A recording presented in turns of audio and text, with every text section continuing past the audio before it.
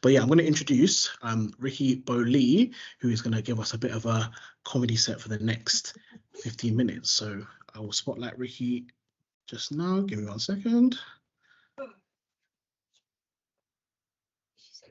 Boom. Ricky, how you doing, my man? How's it going, everyone? Everybody good? Good, good, good. Over to you. All right, sweet. Well, first and foremost, Stephen, thanks for the shout out. Thanks for bringing me through for this. I can safely say this is the first time I've ever done a gig from my kitchen. So, so I just had to first say, you know, Mum, I made it. So, you know, but no, honestly, once again, happy anniversary to you all, your 4th anniversary. Just when I was finding out, when Stephen was telling me a bit more about, you know, what you guys do and everything, had me think about like just how important, you know, D&I groups are and how important they are to, you know, organizations and just groups in general. Do you know what I mean? Because I can speak for myself. You know, when I was in university, for example, I'm from South London, just to give you a bit of context about me. I'm from South London, and growing up in South London, I'm around a lot of, you know, different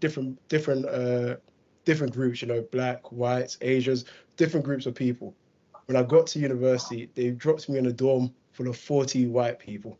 And to say that was a shell shock is an understatement. This wasn't just like, it wasn't like the normal, these were proper aristocrat type of white people. This was like, you know, they grew up on, these are the type of white people that, you know, they grew up on Emmerdale. It was that. Listen, I don't judge, you know, I don't judge. I don't watch Emmerdale, probably never will, but they loved it. And being in this dorm with these white people, right, was really interesting for me because I remember, you know, I got down to uni and my mum, she brought all my aunties and uncles to drop me off to uni. I promise you, it was in an SUV of about like 20 people to drop me off to my dorm. It was a big occasion in my house. So I get down to uni, right, and I meet my housemates, yeah? It was 5 of us that was in this one flat. Now, my housemates, 3 of them weren't there, and then 2 of them was there. The one person I did meet for the first time was a guy called Jack, yeah? Now, if I was to describe Jack, Jack is like your lad's lad. Like, think about whoever a lad is, yeah?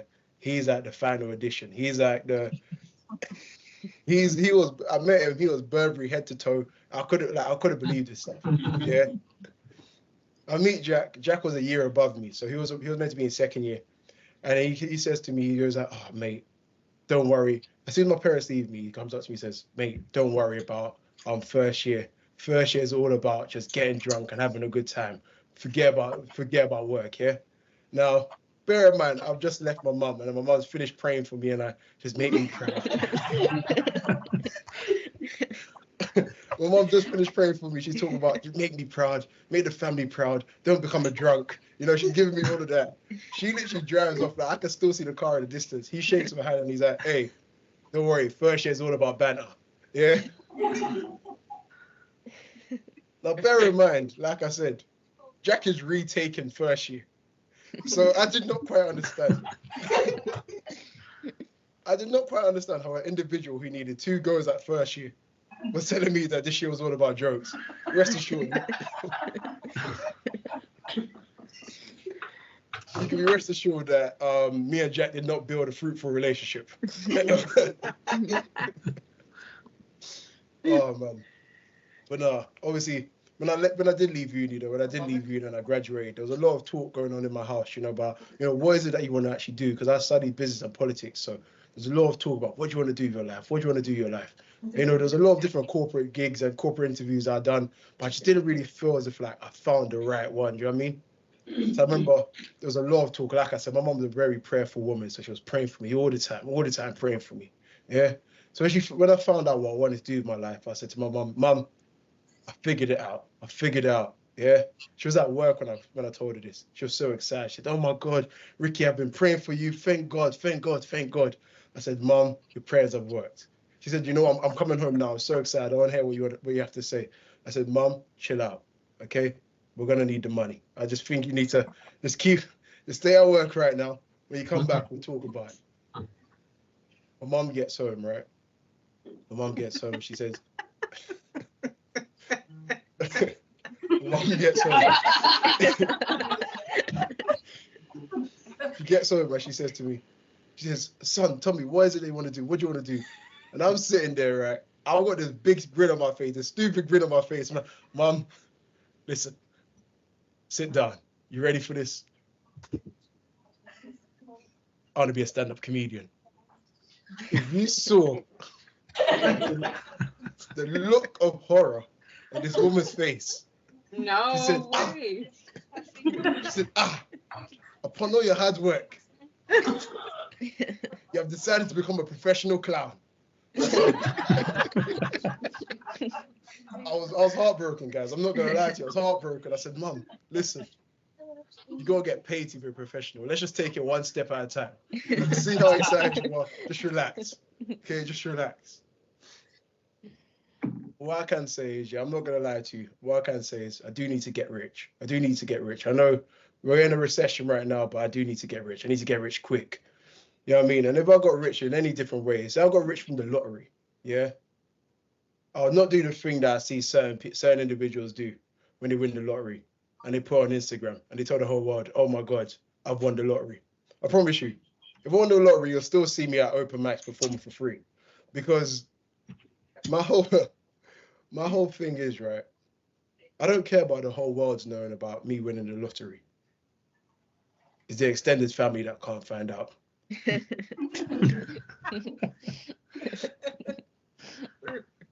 I promise you, yeah. If I happen to have won the lottery, yeah, and the extended family found out I won the lottery, I promise you, before that money is deposited in my account, I would have been fielding at least 100 different calls from uncles I've never spoken to before.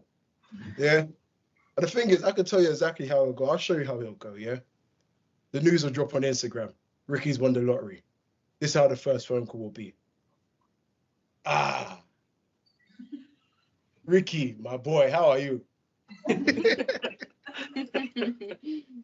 Listen, I'll give you a little tip here, yeah.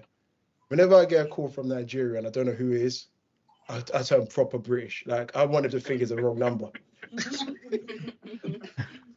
I'm sorry, mate. Who is this, mate? Who is this?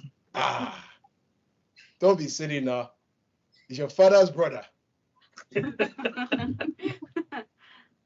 Not gonna lie to you, mate. You gotta get real specific here, mate. Funny man. Your mother told me you're doing comedy. Haha. Chris Rock. Funny boy. Listen, I need you to do a favor for me. I'm sorry, mate. Once again, who are you? Just tell me you are and we talk. We're not doing this anymore. Listen. You know your cousin, mate, like I said, you need to be specific. Your cousin. We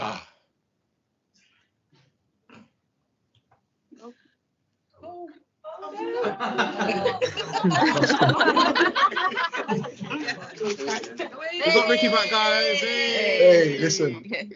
I can rest assured that does not happen at a normal stand-up gig. So apologies about that, guys. So where was I? The lottery. So like I said, yeah, if I so happen to have won the lottery, right, I can only tell you how it will happen, yeah. I'll get the phone call, yeah. He'll tell me straight away.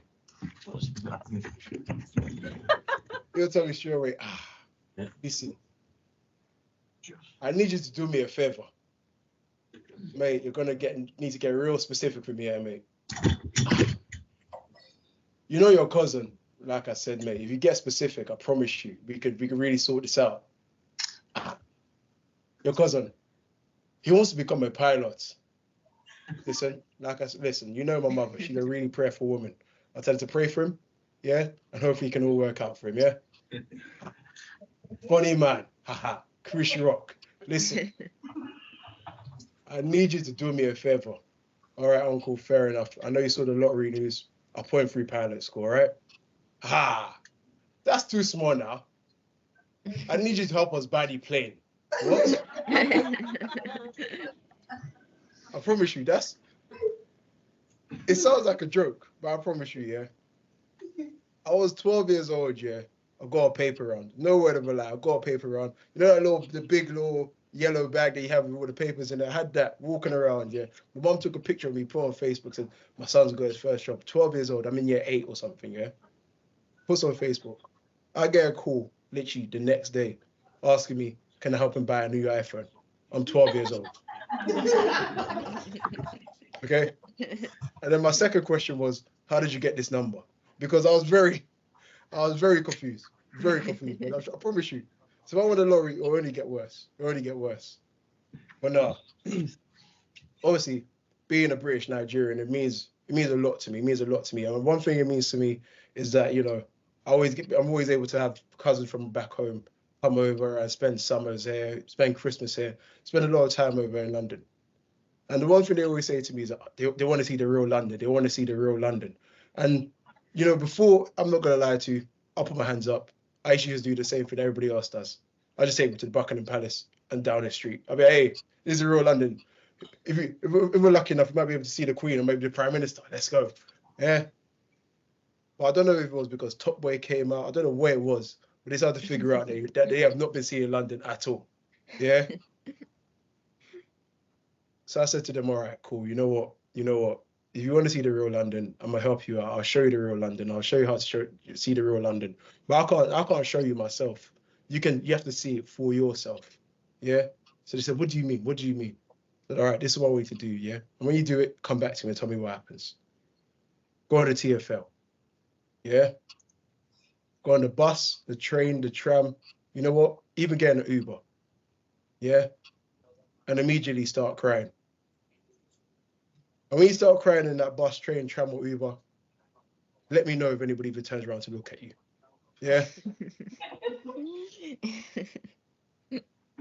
And I promise you, I told him, I promise you, in that moment right there, you'll see the real London. Okay? In that moment right there, you'll see the real London. They didn't listen to me. They didn't listen to me.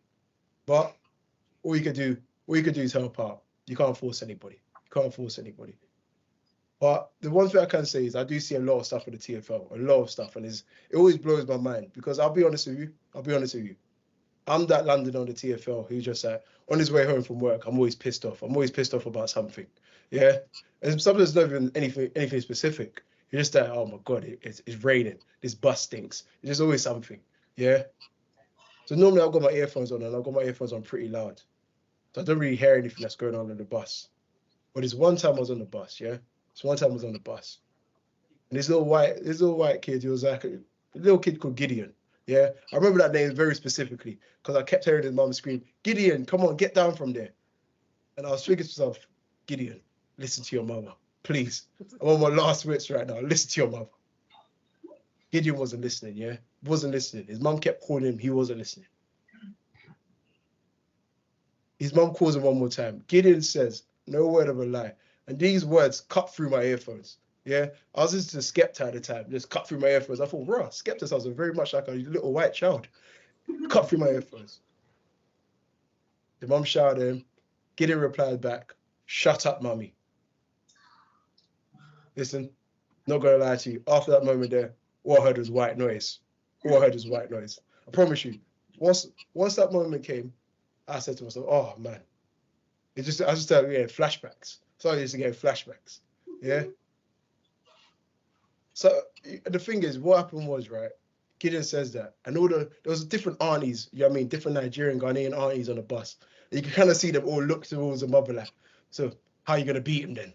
What are you going to use him? Like they were frothing at the mouth, like, if you don't want to do it, I'll do it for you. But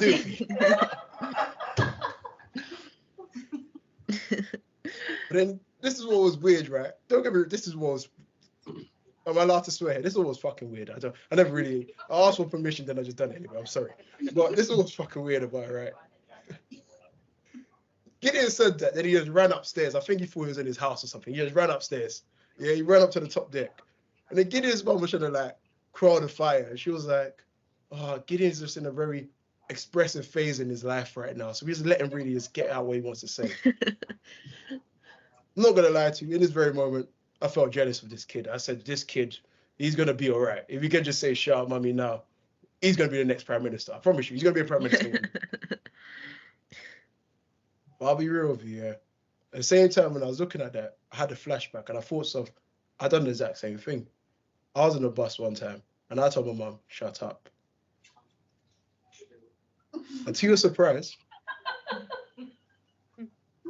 she didn't actually do anything on the bus. She didn't do nothing. It was quite weird. I told her to shut up and then she just shut up. It was very confusing. The woman was on her way, when we got off the bus, we was walking home. She was talking to us like anything, like nothing happened. And back then, I was very into that Men in Black. You remember the Men in Black movies where like Will Smith would bring the little pipe and then, you know what I mean, you lose your memory again. You forget what just happened. I thought, honestly, in my head, I thought, oh, maybe she just forgot I said that. We get in the house now, yeah. Oh, God. Guys, I don't know if this is being recorded. I do not want to criminalize anyone, yeah. But I was not even able to take my jacket off. All I heard was, do not go to your room. And I was walking with my little brother at the time, yeah. My first thing was, I think she's talking to you. I'll be honest, I think she's talking to you. She says, don't go into your room. I said, oh, God, she remembered. We go into the living room. And the thing about Nigerian mothers, right, when they're beating you, they like to talk at the same time, so it's very confusing. Yeah, I'll show you how it could go, yeah. It went like this. Don't ever do that to me again in public if you ever. And then like,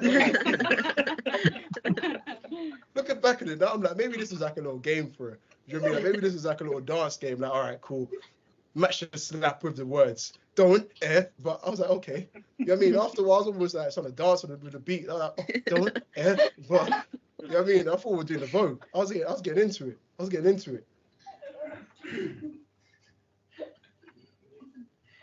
But in that moment there, just it showed me so much. It showed me, first and foremost, never say shut up to my mum. I'm not gonna lie, I don't think I've ever used the word shut up again ever since in my life. But that little moment there, right, it just highlights something so profound to me about my mother. I don't know exactly what this woman got up to on a day-to-day basis because she was a silent killer. I promise you. When I said that to her, I generally thought, oh, I've got a very progressive mum. I could just talk to her like anyhow. But from that moment then, promise you, straight A's. I was a good boy. That moment, that beating there, never forgot it. I was a good boy from there. So I know they say spanking doesn't work. It works sometimes. It does work sometimes. I'll be honest. Ricky. I'm not allowed to say that anymore, but it does work sometimes. I think in the right circumstance, to the right kids, they'll do the trick. Ricky, apologies, my man. We're kind of running short on time. I know we had a technical difficulty, so we're going to have to wrap you up there, but I'll let you close to finish. No, hey, listen. Hey, my last words will be this, yeah. Obviously, I know there's a lot going on in the world right now. I'm seeing talks that, you know, for example, they might be sending British citizens to war to fight against Russia if it so comes to it, yeah? Now, I can just put this out there. This is being recorded. This is quite a big company, so if you want, put this out there just in case the right people, you know, the government see this. I'm Nigerian, yeah? Listen, I'll be honest with you.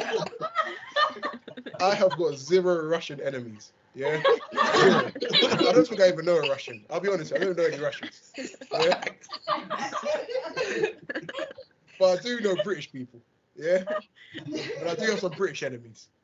You put me out to that battlefield, you're gonna see some friendly fire out there.